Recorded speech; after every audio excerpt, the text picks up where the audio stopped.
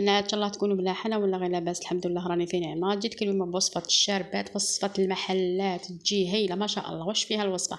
فيها مبشور 3 حبات ليمون، فيها عصير 3 حبات ليمون، وكاس سكر عادي، وملعقه صغيره لافاني، والماء لتر ونص، وعندنا الحليب كاس ناقص 2 نديروا المبشور تاع الليمون تاعنا اللي بشرناه مع كاس سكر عادي، نخلطو مليح مليح السكر مع داك الليمون حيت يتخلط لنا هذاك الخليط هذا،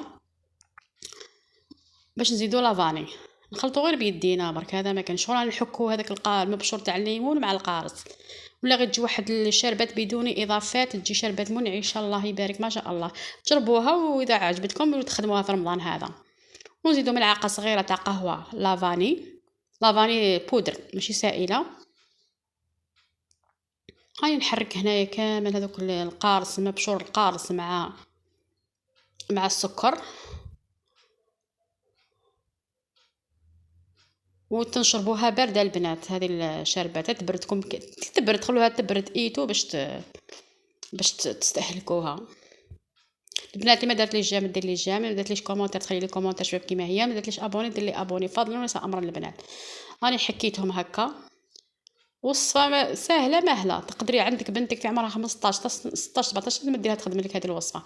وعندنا العصير تاع دوك 3 حبات قارص هذوك دوكا نخدموا سباتولا ولا مغرفه تحت وحداش عندها. نخلطوا هذاك السكر يذوب لنا شويه مع داك المبشور تاع الليمون مع العصير هذاك. من المستحسن الماء، من المستحسن الماء تاع السعيده خير، تجيكم خير وخير.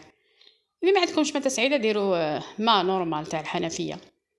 والحليب نزيدو كاس ناقص 2 كاس ناقص 2 حليب بارد، ماشي زي ما تقولوا حليب طايب ولا دفوه، لا حليب بارد وتخلطوه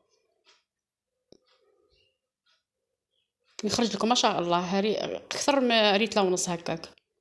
باسكو فيه عصير تاع الليمون 3 عصير بيسك فيه 3 عصير، فيه عصير 3 حبات ليمون، فيه كاس حليب ناقص 2 فيه الماء ريتله ونص. نزيدو المغرب شويه ونخلطو حتى يذوب لنا هذاك السكر ويتخلطوا كامل المقادير كيف. ونزيدو لهذه طرونش تاع القارص. لا عندك شويه نعناع ديري شويه نعناع من المستحسن يكون نعناع خضر ماشي بس بيان سور. وتخليها تبرد. هنا خلاص خلصنا دوكا الوصفه، خلاص حضرنا الوصفه خلاص. نزيدو لهذه طرونش تاع القارص، ولا عندكم قلت لكم نعناع ديروا لها نعناع، خليها تبرد وتشربوها بصحتكم ان شاء الله. راني زدت لها هنايا دي طرونش تاع القارص.